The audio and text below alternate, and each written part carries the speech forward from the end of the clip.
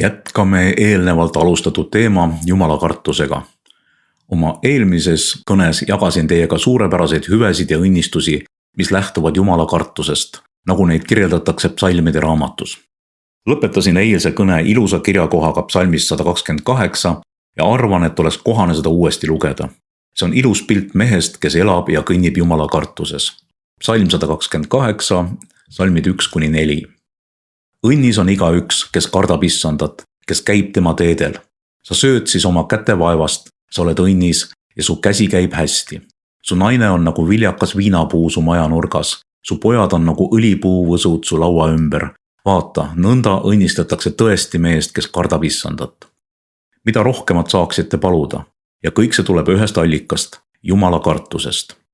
Täna me vaatame jumalakartust nii, nagu seda on kujutatud psalmide raamatule järgnevas ehk õpetussõnade raamatus. Sealt leiame endale veel rohkem hüvesid ning õnnistusi. Eelmistes kõnedes rääkisin, et jumalakartus on ainus tõelise tarkuse allikas. Õpetussõnade esimeses peatükis esineb tarkus isikuna, kes kutsub dramaatiliselt kogu inimkonda. Tarkuse kutse asub õpetussõnade esimese peatüki salmides 20-29. Palun kuulake tähelepanelikult, sest tarkus esitab seal pöördumise, mis on mõeldud kogu inimkonnale. Tarkus hüüab tänavail, annab oma häält kuulda turgudel, kisendab lärmakates paikades, kõneleb oma sõnu linnaväravates uus. Kõik need on kohtumispaigad, kohad, kus inimesed kogunevad, kohad, kus saab pöörduda kõige suurema hulga inimeste poole. Nii et tarkus pöördub kogu inimkonna poole. Ta ütleb nii. Kui kaua te lihtsameelsed armastate rumalust, kui kaua meeldib hooplejail hoobelda ja alpidel vihata teadmist, pöörduge minu noomimise alla. Vaata, ma lasen teile voolata oma vaimu, teen teile teatavaks oma sõnad. Ja jälle näeme sõnade taga tarkust, mis on issanda enda kehastus.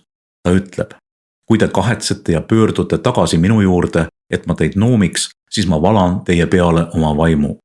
Ma teen teile teatavaks oma sõnad. Peame alati meeles pidama, et ainult püha vaim võib meile Jumala sõnu teatavaks teha. Seejärel räägib Jumal kangekaelsete ja mässumeelsetega ja ta ütleb seda kehastunud tarkuse kaudu. Et ma olen kutsunud, aga te olete tõrkunud. Olen sirutanud oma käe, aga ükski pole tähele pannud. Ja et te pole hoolinud mitte ühestki minu nõust ega ole tahtnud mu noomimist. Pange tähele, et jumalakartuse vastand on nõuande ja noomimise põlgamine, õpetamatu ja parandamatu iseloom. Nii ütleb tarkus. Ja et te pole hoolinud mitte ühestki minu nõust ega ole tahtnud mu noomimist, siis naeran minagi teie õnnetust, pilkan, kui teie kohkumine tuleb. Need on hirmutavad sõnad, kas pole?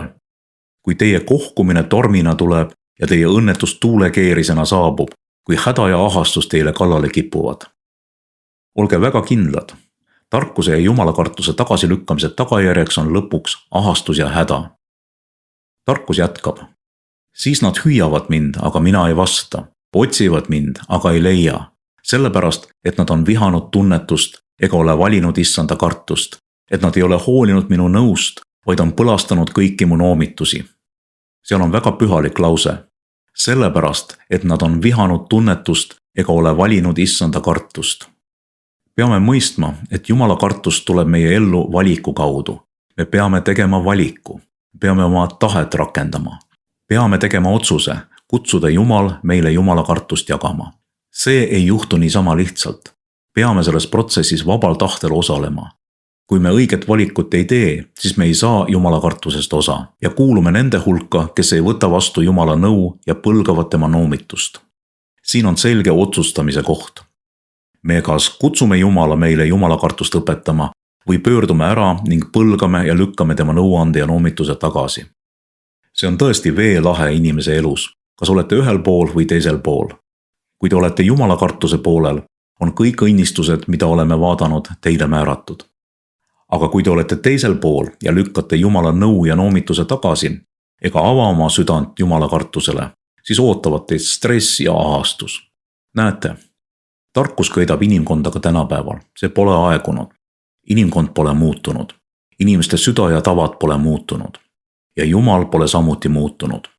Tegelikult on Jumal universumi suur muutumatu mõjutaja. Jumal räägib inimestega ka tänapäeval ja ütleb, peatuge, mõelge oma eluviisidele, kuulake korraks. mul on teile hea nõuanne, mul on nõuandja. Olen valmis teile õpetama midagi, mis toob teie ellu kõik minu õnnistused. Pidage meeles sõnu psalmist 128, mida varem lugesin. Õnnis on igaüks, kes kardab Issandat, kes käib tema teedel. Kellele need sõnad on suunatud? Igaühele, kes kardab Issandat. Kui rumal on Jumala õnnistusi ja Jumala küllust tagasi lükata. Aga kui me tahame need vastu võtta, kui me tahame neid kogeda, siis peame rakendama oma tahet. Peame tegema valiku. Peame tegema otsuse. Peame valima Jumala kartuse. Peame tegema koostööd püha vaimuga. Peame laskma tal end õpetada. Mäletate psalmis 34 püha vaim ütleb: tulge lapsed. Need on Jumala lapsed.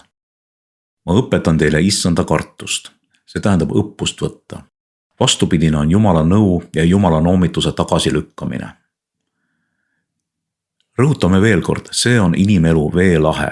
Ühel pool on õnnistus ja jõukus ning teisel pool häda ja ahastus. Seega küsin teilt, kummal poolel teie täna neid sõnu kuulate? Nüüd vaatame edasi õpetussõnade raamatu teisi lõike, mis räägivad samuti Jumala kartusest. Igal neist on meile öelda midagi konkreetset ja erilist ja olulist. Õpetussõnade järgmine lõik on õpetussõnad 8, 13. salm. Issanda kartus on kurja vihkamine, ma vihkan kõrkust ja ülbust, halbu eluviise ja pöörast suud. Jälle on see tarkus, kes räägib meile Jumala kartuse olemusest. See on kurja vihkamine. Me näeme ikka ja jälle läbi pühakirja, et Jumala kartus ei luba kurjaga leppida. Peame täpselt teadma, kus me asume. Kui me kardame Issandat, ei talu me mingil moel kurjust ega tee sellega koostööd. Me vihkame seda. Me lükkame selle tagasi. Me ei tee sellele kuskil oma elus ruumi. Ja veel üks tõsiasi, mis on viimases salmis välja toodud, et Jumala kartus avaldub selles, kuidas me oma suud ja keelt kasutame. Tarkus ütleb, et Jumala kartus on kurja vihkamine, pöörast suud ma vihkan. See kontrollib kindlalt seda, kuidas me oma keelt kasutame. Ja siis õpetussõnade 16. peatüki 6. salmis. Armastuse ja ustavuse abiga lepitatakse süü ja Issanda kartuse tõttu hoidutakse kurjast. Jälle sama tõde. Jumala kartus ei jäta ruumi kurjusega leppimiseks. See, kes kardab Issandat, vihkab kurja. See on sisemine hoiak. Me hoidume kurjast. See on väline tegevus. Kurjaga leppimisele ei ole ruumi. Ja siis veel üks lõik õpetussõnade raamatust. Õpetussõnad 10, salm 27. Issanda kartus jätkab elupäevi, aga õelate aastaid lühendatakse. Ikka ja jälle, eriti psalmides ja õpetussõnades, on Jumala kartus seotud pika eluea ja heade päevadega. Jumala kartus pikendab elupäevi, kuid teisest küljest lühenevad õelate aastad. 34. psalmis ütleb püha vaim, kes kõneleb psalmisti kaudu. Kas soovite elada pikka ja head elu ning näha palju häid päevi? Kasvatage Jumala kartust. Siin on sama sõnum. Jumala kartus ei paku mitte ainult pikka, vaid ka head elu. See ei ole lihtsalt pikk eluiga, vaid need on head päevad, päevad, mille ajal te võite näha head. Näete, see on just vastupidine tänapäevasele mõtteviisile. Tänapäeval arvavad inimesed, et kui ma tahan head elu, pean loobuma igasugusest vaoshoitusest. Ma pean oma teed minema, ajama oma asja, endale meele järgi olema. Keegi ei tule mulle ütlema, mida ma tegema pean. See on võib-olla tõesti meie põlvkonna suhtumine ja ometi on see täiesti vale. See on otsene tõe vastand. See on saatana pettus, mis on tänapäeval paljusid lõksu püüdnud. Tõde on see, et mida rohkem te kasvatate Jumala kartust, seda suuremat aupaklikkust tunnete Jumala, tema teede ja nõudmiste vastu, seda parem ja pikem on teie elu.